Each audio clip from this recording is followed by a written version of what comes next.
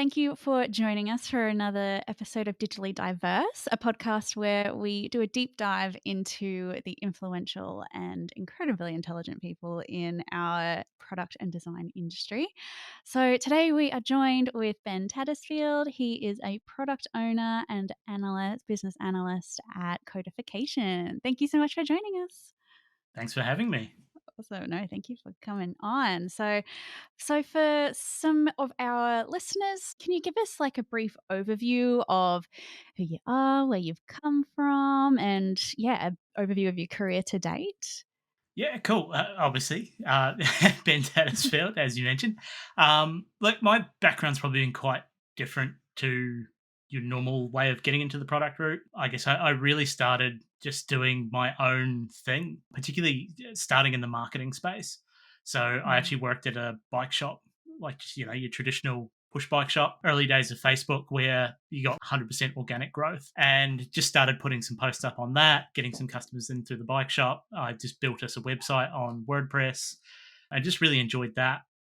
So kind of just grew on that, started just doing some little freelancy WordPress websites things. Your traditional learn from YouTube slash doing kind of approach.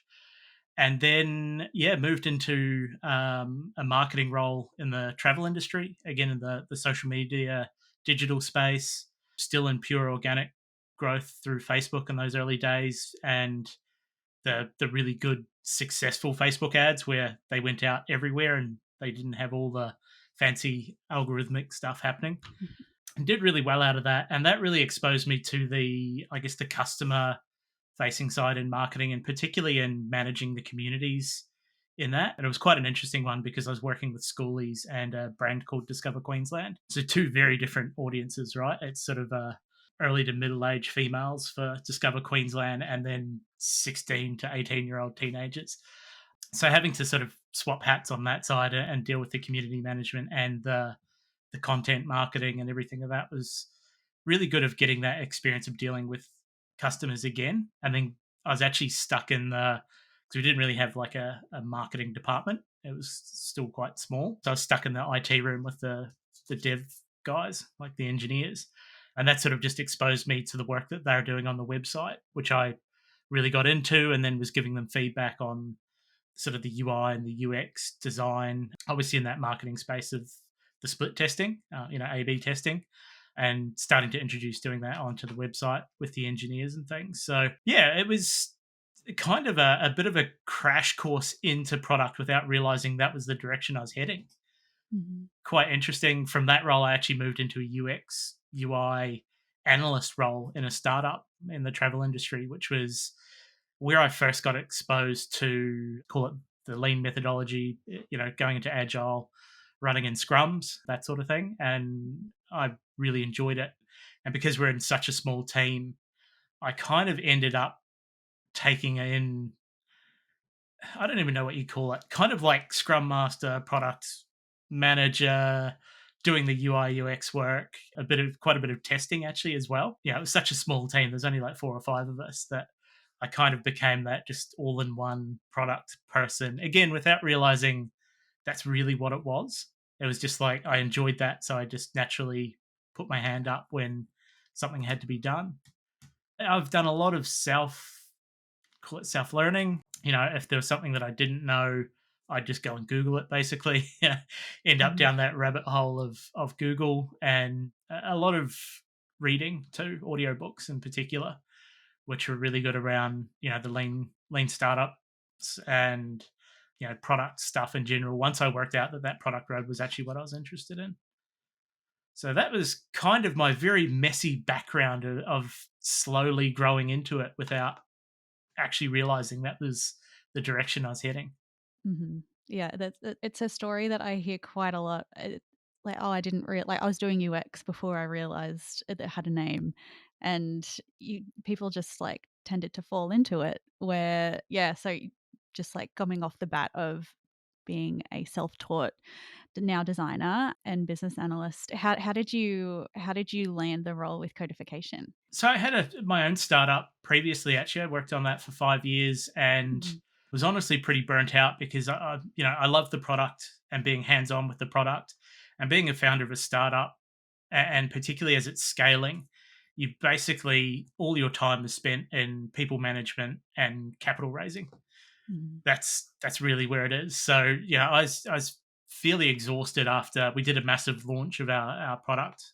So this is a company called Sportcore. We put electronics inside a cricket ball. So I went over to the Caribbean during COVID, and we had a massive launch of the cricket ball over there. It was an eight week trip, which sounds really cool. Like 8 weeks in the Caribbean, oh, amazing! But it was during COVID, and we're in a bubble, so it's literally like you're in the hotel, you get on a bus, you go to the cricket ground, you you work basically while you're there. For us, it was Mhm. collecting the data off the ball, handing it over to like getting it through the broadcast. Then you're back on the bus, you're back to the hotel, you sleep, you wake up, and you do that basically every day for 8 weeks.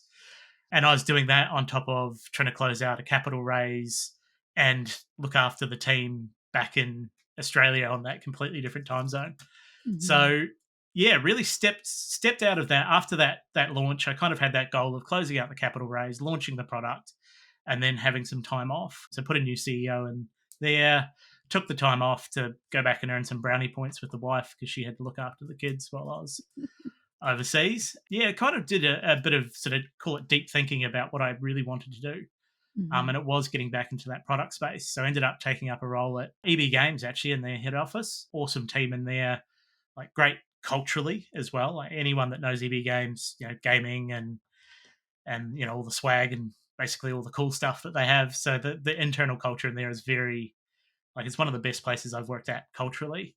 Mhm. But then the opportunity with Coda popped up that was really good, and it sounds kind of a bit selfish, but basically, EB Games was in Brisbane. I was on the Gold Coast. That drive backwards and forwards is a nightmare for anyone that knows the M1 doing that. And Coda had a really good work from home policy, and like I really like challenges. They've got some pretty good ones in terms Mhm. of like the challenges their customers are facing. So yeah, that was really it. It was like that combination of yay, I don't need to sit in the car for 3 hours a day, and work in a more tech product focused platform. Mhm. EB Games was awesome. A lot of the stuff that basically everything they were working on is internal product, where this was like a larger scale external product. That does have an eventual road to becoming a global product, which is quite exciting. Yeah, no, that would be something really juicy to sink your teeth into. So, Ben, tell us a little bit more about like what codification does. Like, what kind of problems are you facing? I guess Coda, in a nutshell, is a project management system for the insurance building industry. So we communicate with the insurance systems, collect, say you put a claim in for your house if you've had some flooding, as a lot of people around Queensland and New South Wales have. You put your insurance claim in, the insurers collect the information, pass it on to the insurance builders who basically look after your claim. So we build a software product for those insurance builders to basically onboard that claim information and try and automate as much as possible from the project management side so that things don't get lost and you're minimizing all those delays for the end customer. Mhm. And that was part of what I actually quite liked about the problems that Coda is tackling is that the definition of customer is quite segmented. You've got the customer of the insurance builder, the customer of the insurer, and then the customer that is the person who's actually made the insurance claim. And they've all got quite unique wants and needs about Mhm. their experience. So, when we're looking at the what value can we bring as a project management product, particularly for anyone that has had that experience of having to do an insurance claim, delays the biggest pain in the ass out there.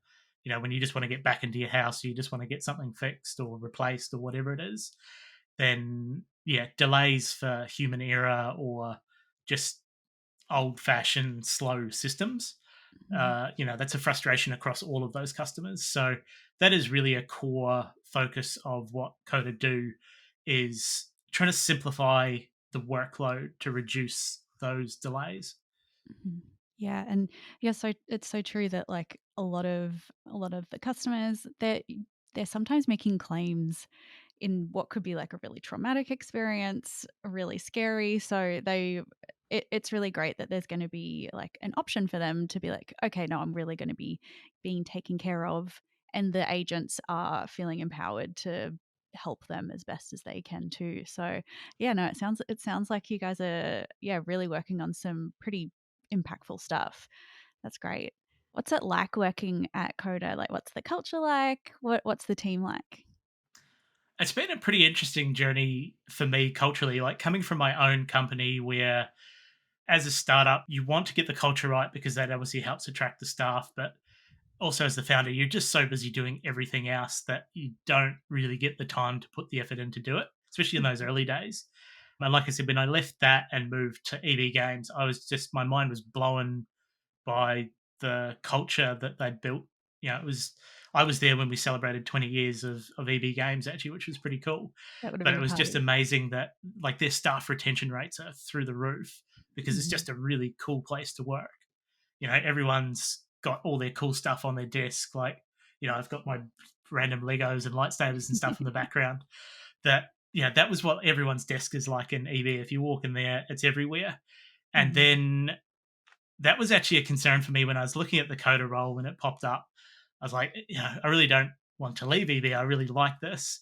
So that was actually the one thing that I was really looking at when I went in for the interview with Coda was what was it like?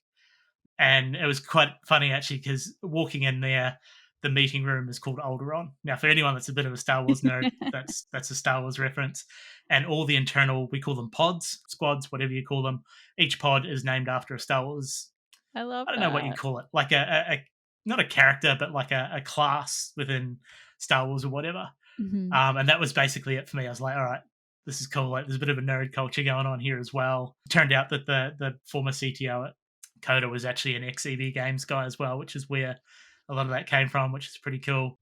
Hmm. Actually, getting in, getting to meet the team, I think you know those fears weren't really actually an issue. Like culturally, everyone is really, I guess, understanding of what the goal is from sort of the vision of the company.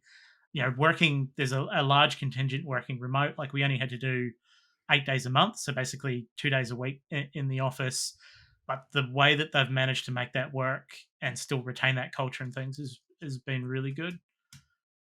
And then obviously as a product owner, you've got to have a really good relationship with your like the pods, the engineers, and even the stakeholders that you're working with, and meeting the CEO and the COO and everyone. They're just super grounded and like kind of understand what the product team and the engineering team are facing and stuff. So Hmm. you know when there's problems and things, that's like there's never an issue basically, and you Yeah. know like worrying about having to take some sort of blocker to management. It's just like sweet, I'll just ping them a message on Teams like, hey, bad news.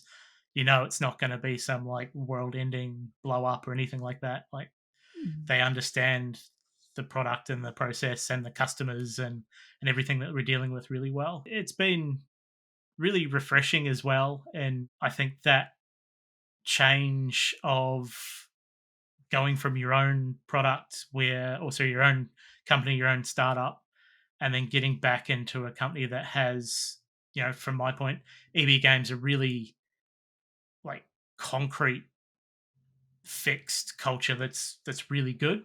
And then into codification, which is in that scale up phase where they're kind of on the way to that.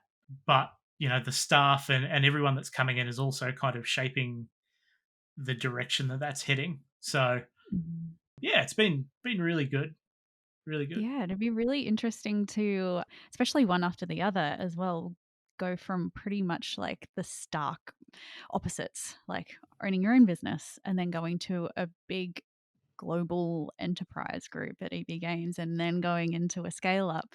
Like you would have seen anything and everything in that time. So it's great that you've found somewhere as well that seems like it's a bit of a mishmash of the two. Like leadership is still really present, but you also do have that really great nerdy culture that you're after. So yeah, that's awesome. Yeah, I mean, it's not obviously a must-have, but you know, when it's one of those things that you're uncertain of, and especially because like Yeah. I've really enjoyed being at EB Games and having that culture and the people there. It was like you know the work that Coda's on is awesome, but you know you don't want to leave that culture. That's like I enjoyed, even though it was a 3 hour drive. I enjoyed Yeah. working there. So like the 3 hour drive was part of that. So yeah, that kind of like mindset of like, I don't really want to leave, and you kind of, especially when you're looking at it, you're kind of looking at it critically, like, if I find something that I don't like, that's probably going to become my excuse for not taking the role. Mhm. Just those little things where you're just like, cool, okay, like Yeah, these people this is where will I'm meant will to get be. me. Like we're going to have that common element, and it's definitely there. Like we're creating something with the HR team at the moment that we're calling the antisocial social club, mainly because obviously there's a big contingent working remotely, that the concept of the social club doesn't always work. Like not everyone's in Mhm. the office at the same time, so we're just going to create some like social club style events that we can do remotely, just to sort of build on that, which is weirdly actually something that I did during. So when I came back from quarantine, or I had to come and do quarantine coming back into Australia from that Caribbean trip, and it was actually something that they'd organised while you're locked in your little shoebox hotel room. They organised these remote social events each day, and it was actually a lot of fun. Like considering you can't really socialise or anything, to have Mhm. remote wine tasting or remote comedy night or whatever it is. Yeah. That's where like I just floated the idea like, hey, would anyone like a company wide gaming night? We all jump on and have a bit of a competition on this game. It's like, yes. Mhm. And I was like, all right, well, what about a remote wine tasting? Like, we'll send you the wine and we'll get whoever it is to come and talk about it. I'm like, that's awesome. Yeah, I love that. So yeah, that's like, I guess that's the kind of culture where you're not, and part of what I enjoy is you're not knocked back for having these suggestions or concepts and things as well. Those bigger Mhm. companies that are really well established, they've got their kind of structure that those ideas have to go through. Whereas Coda, it's just, at the weekly stand up with management or whatever, you can just be like, hey, I've got this idea. Let's all Yeah. jump on Zoom and drink together. I'll go down a treat. It's good. Yeah, I love that. Well, I would love to hear a little bit more about, like, how you got into tech. Like, education-wise, what career path did you take, and would you choose that again?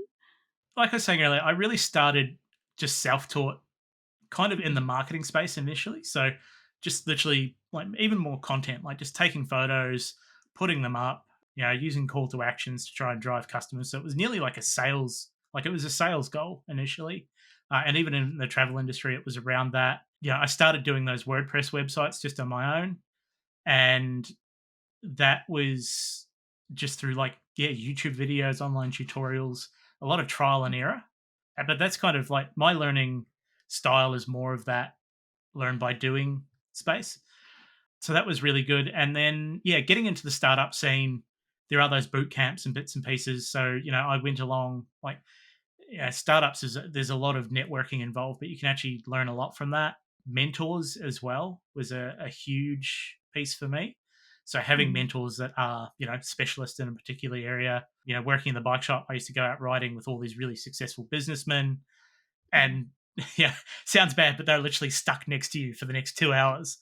So Got no you choice. have those conversations. Yeah, so like you have those conversations, and I know there's these mentor walks and things now that are kind of the same, less forced to talk to you in that Mhm. regard. Yeah, the mentorships that I had was definitely like that was kind of the things that unlock those big leaps in learning. Mhm. Is learning, having those people pass on their lessons can save you, especially for someone like me that works on that trial and error concept. It can save you a lot of the errors and kind of have those big leaps in your learning and understanding of stuff. Mhm. Then I've done a couple of really good accelerator programs. So Hype Sports Accelerator was one based out of UQ, actually here in Brisbane. So it was a university-based accelerator, but with a huge amount of input from the Hype program, which is an Israeli-based accelerator. So it's like yeah, kind of like this is how tech growth happens in Israel, which is super interesting. And here's how we do it, but from Australia, which is quite handy. Mhm. And I also did another one that was a US based one. And I think I'm probably the only person that's actually done both these programs, which is super interesting because you get that US insight into product versus the European insight of product. And I never Mhm. thought of it being different. Like you always just think of like how you build a company and scale its product and all of those sorts of things. Mhm. You always think of them as the same, but you don't realize that there's also like a geographical influence into it as well. And then living in Australia, both those systems were like, yeah, both of them were like, man, you guys are on like island time compared to like how fast we move. Like that was probably my big takeaway from both programs was just Mhm. how slow we tend to move in Australia. And put it down to like our casual nature and things like, I made some really good connections and friends from those programs. Mhm. And yeah, that was like their big thing. They're like, man, you guys are just so cruisy. Like, where's the where's the pace? I'm like, dude, I'm like Yeah. stressed out with how fast we're moving right now.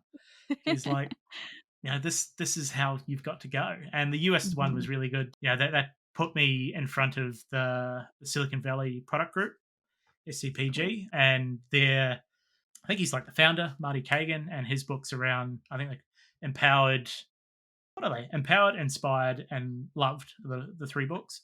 So it's Mhm. basically about product management, sort of senior management around product, and then product marketing. So obviously, for Cool. my background in marketing and that love of product, it was awesome. But just that insight, and I guess again that self learning of like do a program, pick up the little bits out of that, and then find the pieces that are of, are of interest, Mhm. and go and do those.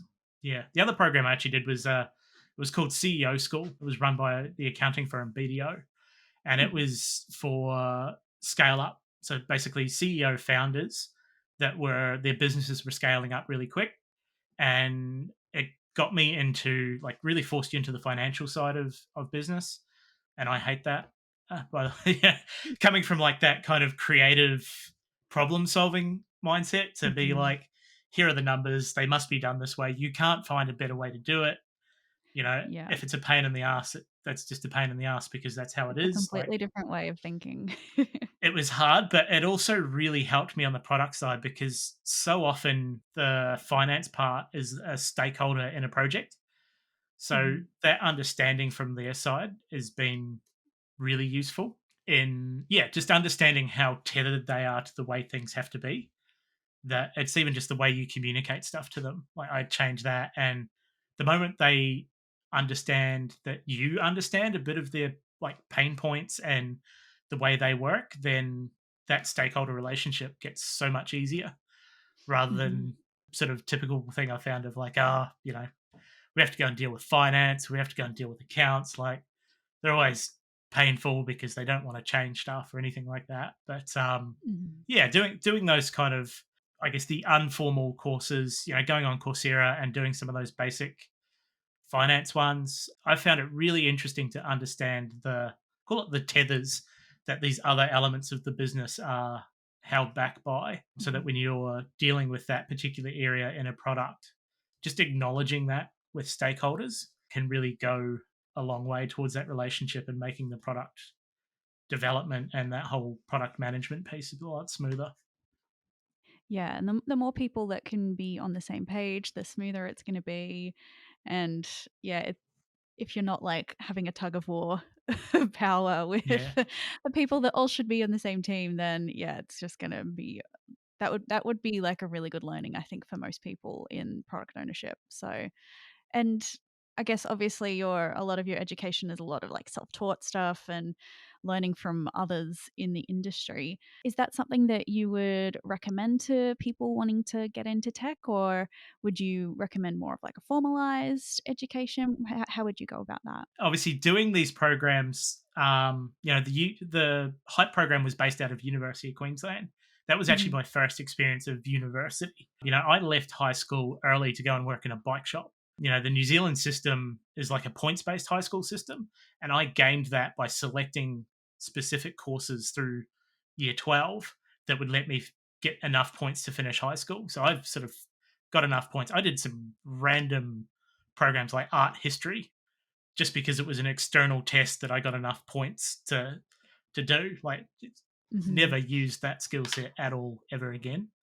At least actively. Maybe it did help on Mm. some design influencing stuff or like Yeah, helping maybe on an eye to design. subconsciously you draw upon that all the time.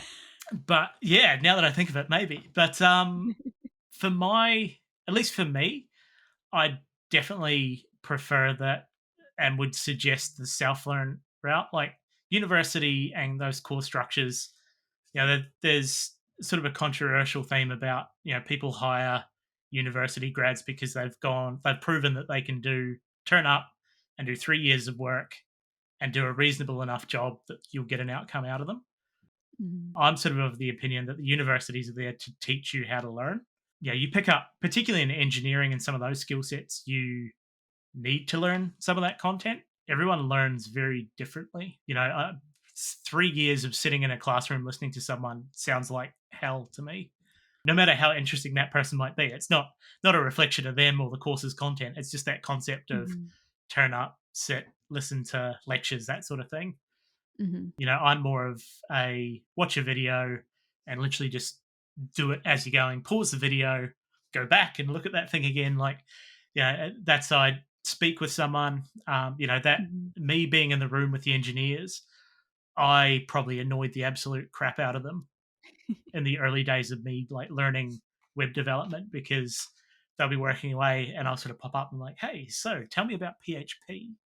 Like, I'm trying to do this. What would you do in this case? But I just follow, the UX and UI. I follow a lot of Instagram pages, and I know it's a weird source for like learning, but there's actually some really good Instagram sort of pages and channels and people to follow on that where they'll just share Mhm, you like all these quick little tutorials and UX UI design, just looking at some really good examples of good websites, Behance and that sort of thing mhm. from that design inspiration side. Like I'm definitely not a Yeah. designer. I'd like to think I am, but I've also seen my designs when no other designer has been over them, and they're not great.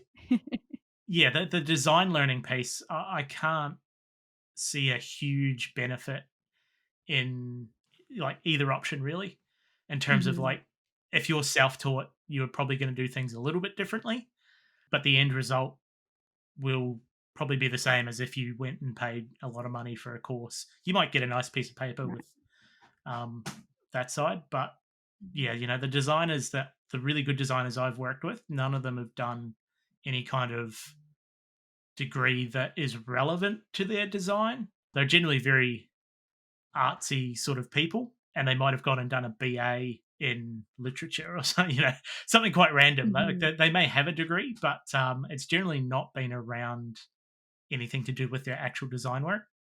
Mhm. They've generally been just talented designers.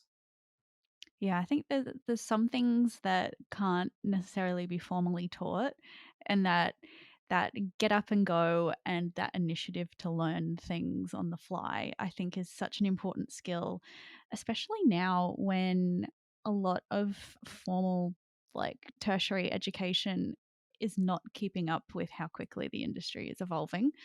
So I know, speaking from experience for me, I felt like when I graduated, a lot of the things that I learnt in first year were already not obsolete, but had changed quite a bit for when I was starting to get into the design industry. So it's a really interesting topic, I think, and you're right. And with a lot of tech jobs, that like, for example, software engineering, anything to do with data analytics, I think is really important to have that like tertiary education. But you're right, anything like creative, that stuff, you can learn on the fly quite not quite easily, but it can be done.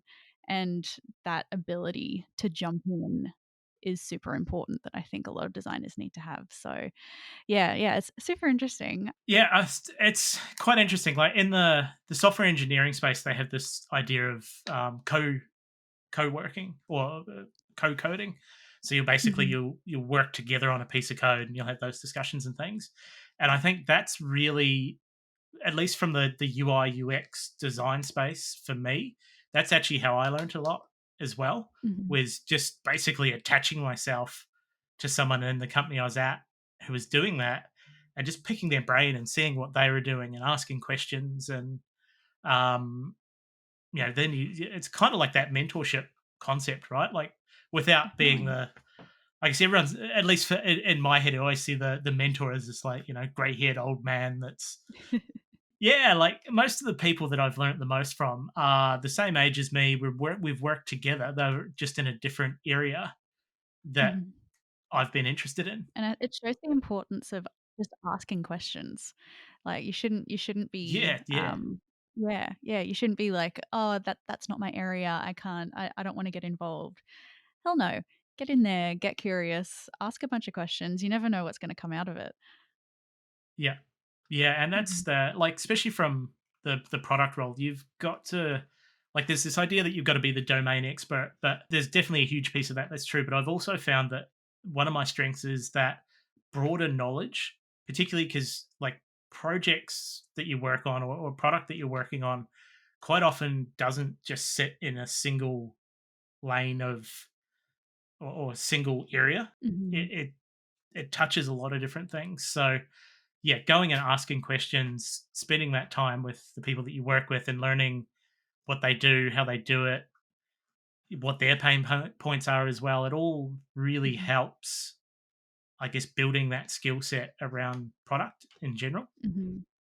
And do you think that it's kind of, like, helped out with your current role of doing, like, the product ownership? You've got that really good broad general knowledge about all of the facets of a product? Yeah, yeah. And, Mhm. at Coda, we've got a really good UI UX designer, Sash. And she's just an absolute beast in terms of like, I give her something expecting it to take a few weeks. Yeah, it's a big scope. We need to do some prototyping, a few different tests and things. She'll turn up in like 2 days. I'm just like, how do Go you Sash. do this? Like, how is that so? How are you doing that so quick? And she's just the maestro at Figma. Like, Mhm. everything's so well organized. She's not looking for stuff. She's not losing that time. Mhm. Keyboard shortcuts, absolute queen. Like, here's me just looking at the UI, clicking on stuff, and she's just like, bang, bang, bang, two key clicks, and it's all done. Yeah, and then that I'm like, all right, well, show me that shortcut again. Like, how did you do that? And then like Mhm. that's parked away in my little knowledge bank now. So when I have to do like a really quick wireframe to give to her as a scope, then yeah, it takes me less time to do that now, so I can give her more detailed stuff. But that's come from Mhm. me asking questions to her about how she was doing that, and then yeah, like those examples, and even across engineering is just trying to understand how they do stuff, particularly when you're writing tickets Mhm. or that initial discovery phase. It just gives you really good insight from a product owner's point of view to understand like actually there's this whole task that might have been missed in scoping this project had I not have known about how they set up the server for a new client. Mhm. An example there actually on a product that we're working on recently was setting up email addresses so that when the emails go out, the email goes out from the the logged in user's email address. Mhm. As a product owner point of view, I would have completely missed that or just wrote the ticket up as, when I want to send an email, send an email. But then Mhm. understanding the complexities in that and those subtasks, it sort of gave me a lot more information to be able to put into the ticket so that our estimates for the business were a lot more accurate. And that just came from asking questions to the DevOps engineers. Yeah, I guess that's kind of the summary of my way of learning is just ask questions. Right. Yeah, be nosy. Yeah. Yeah. Be annoying. Totally. Be that guy that Yeah. just keeps sticking his nose into stuff that he's not supposed to. But yeah, Yeah, it, no, it that's great. really does help. Like the amount of stuff that I've picked up from just asking questions that I can go back to even a project 2 years in advance. And like, oh, well, actually, when I was working at this place, I used to sit next to this person who did this role and they used to do it that way. And that Mhm. actually becomes an entire solution for a project Yeah. because, Yeah. it's Just picking just up and something. eavesdropping on people Yeah. Yeah. comes in Basically, handy. yeah. Spying. Yeah. Spying. The secret to success is just spying on other people. So, Ben, what inspires you or, like, motivates you to, keep working in product and tech? Good question. I think my main inspiration actually comes from problems. I'm kind of a problem solver, which annoys my wife because sometimes she just wants to tell me a story. I'm like, well, here's a solution. I guess, yeah, I really am that problem solver where I enjoy, and it's a weird one. The harder the problem, or the more complex the problem, the more I kind of like digging into it. Yeah, I guess that's probably the easiest way to sum it up. To be honest, I know like everything in product is supposed to be around value, right? Adding value, Mhm. and for me, yeah, the way I get inspired, which leads to that value add, is really around getting into the core problems as well. If Mhm. I hear one of the engineers complaining about the way they do something, or complaining, like, oh, we should really fix this sort of thing. That's where the ears prick up. I'm like, oh, what's this? Like, Yep. what's going on over here? I can get involved here. And the same with the customers. They come to us, and it's something that a lot of people who work in that, I guess, customer project based area. You get Mhm. this whole big list of like, here's the features we want, or that sort of thing, and straight away I'm flipping it into like, all right, well, what problem do you think this is going to solve? And Mhm. there's an exercise called 5 whys, which you sort of deep dive further into trying to establish what the core problem is, and then you work your way back up. And it might be that the feature they requested is actually the best solution. Yeah, that's really what inspires me. And then seeing really cleanly executed product where Mhm. you completely understand the problem that they're solving. And it might be something super, super simple. What's an example? Oh, seen some bed sheets the other day on Facebook or Instagram or something. And it's a fitted sheet, and everyone knows how much of a pain in the ass they are. But it had handles. And I was just like, that is awesome. Like, Genius. you've just put these handles on it so you can just like grab the handle, stretch it around, job done.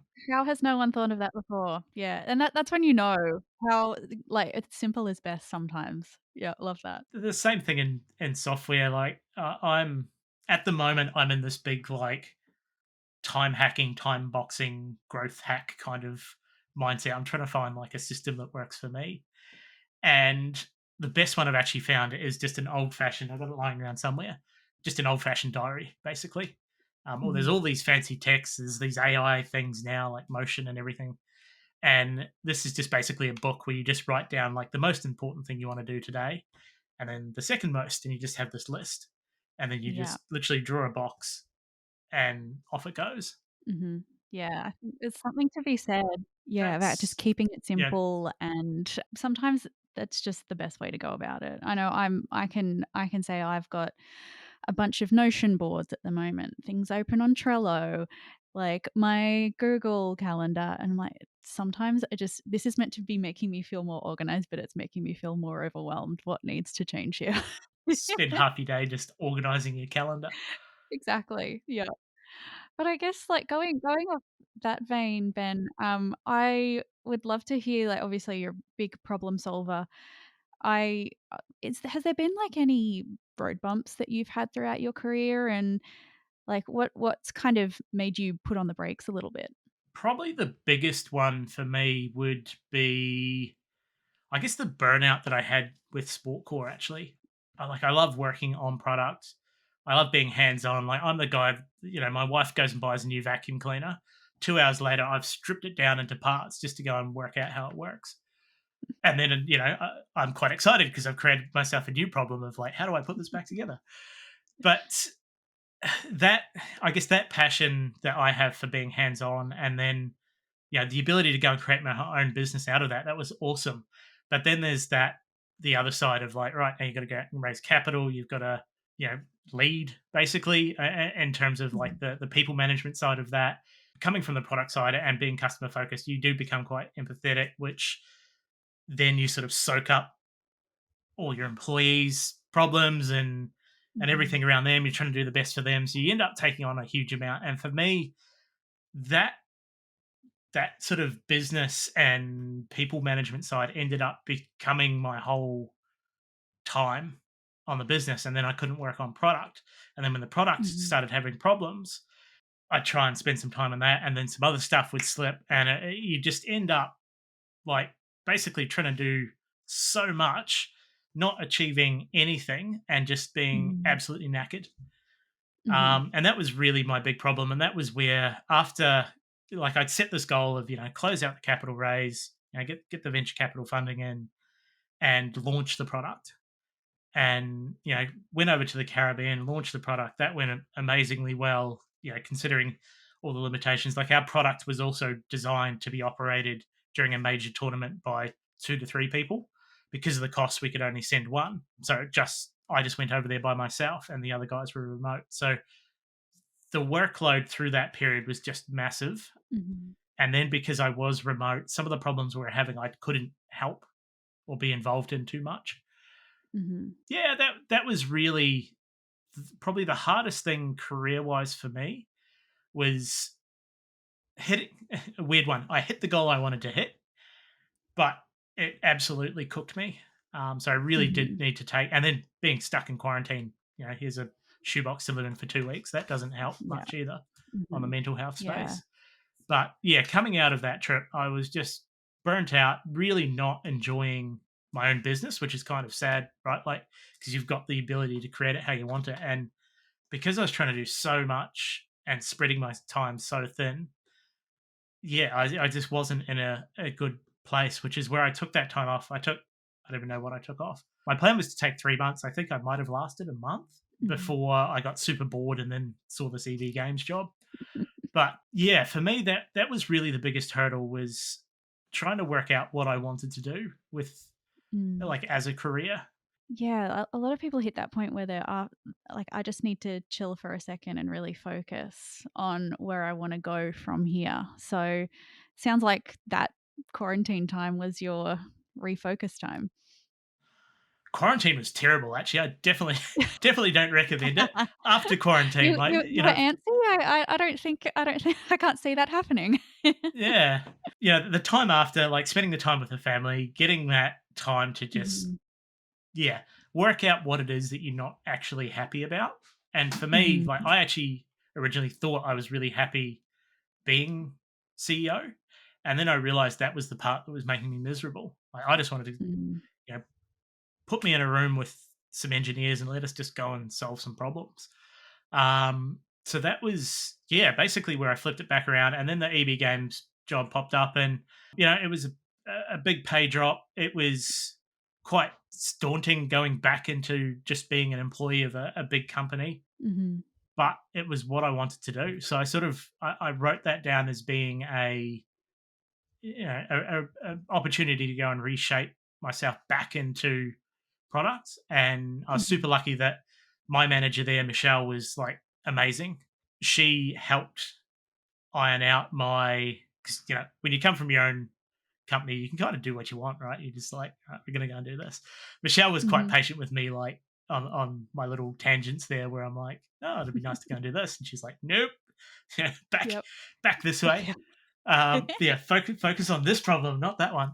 Yeah, that reset was, I guess, the solution to that. That what for me has been the biggest problem in my career was, yeah, sort of accidentally taking myself off the path of what I really enjoyed, Mhm. and yeah, basically getting to that point where you just really don't enjoy the whole thing, Mhm.